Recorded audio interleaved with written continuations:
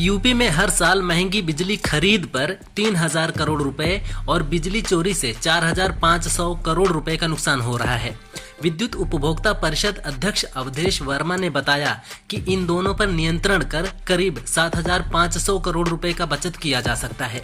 2025-26 में 1.64 lakh million unit बिजली खरीद पर 86,992 करोड़ रुपए खर्च होंगे।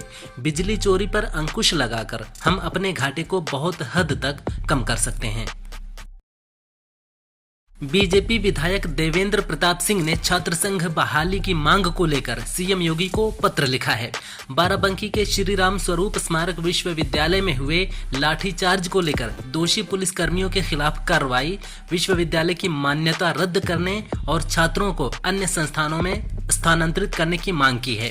उन्होंने विश्वविद्यालय पर अवैध फीस वसूली और फर्जी कोर्स चलाने का भी आरोप लगाया है। इलाहाबाद हाई कोर्ट ने राहुल गांधी को अमेरिका में सिखों पर दिए गए बयान मामले में राहत दी है।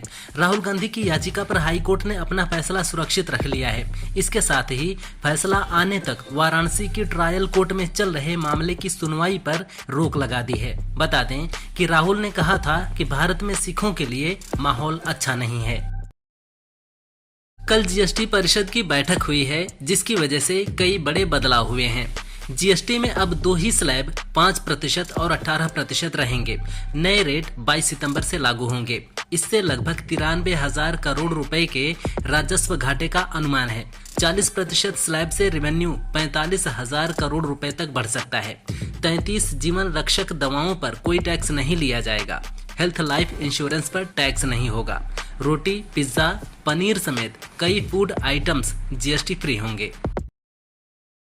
जर्मनी की नई सरकार बनने के बाद वहां के विदेश मंत्री जोहन वेडपूल भारत के पहले दौरे पर आए हुए हैं। दिल्ली में जोहन वेडपूल और एस जयशंकर ने संयुक्त रूप से प्रेस कॉन्फ्रेंस की। इस दौरान एक सवाल ऐसा आया कि जर्मनी के विदेश मंत्री असहज हो गए और पास में रखा पानी पीने लगे। दरअसल सवाल भारत पर लगाए टैरिफ पर था। वेडपूल को असहज देख पत्रकार भी दूसरे सवाल पर जंप कर गए। वहीं जयशंकर मुस्कुराते नजर आए। चीन ने 80वें विक्ट्री डे के मौके पर दुनिया को अपनी ताकत दिखाई है।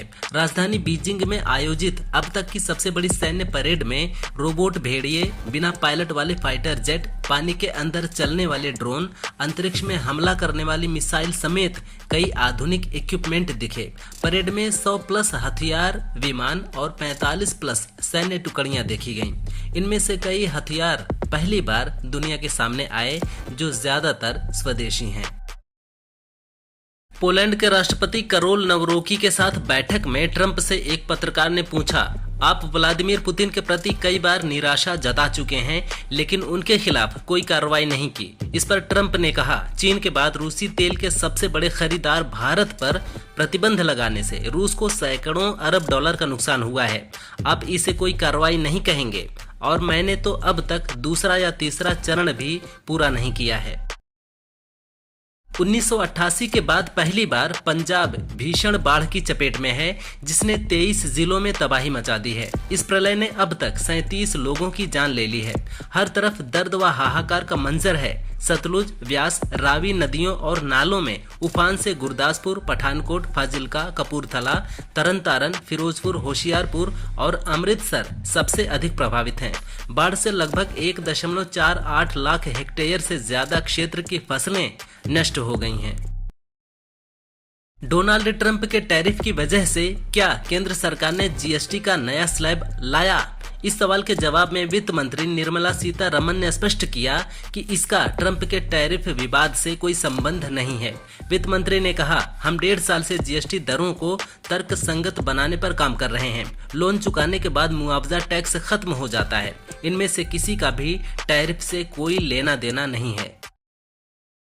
जीएसटी काउंसिल की 56वीं बैठक के बाद वित्त मंत्री निर्मला सीतारमण ने कहा, सभी दरें 22 सितंबर 2025 को नवरात्रि के पहले दिन से लागू होंगी। पान मसाला, सिगरेट, गुटखा, अन्य तंबाकू उत्पादों जैसे चबाने वाली तंबाकू, जर्दा, बिना निर्मित तंबाकू, बीड़ी जैसे उत्पादों पर 40% जीएसटी लगेगी।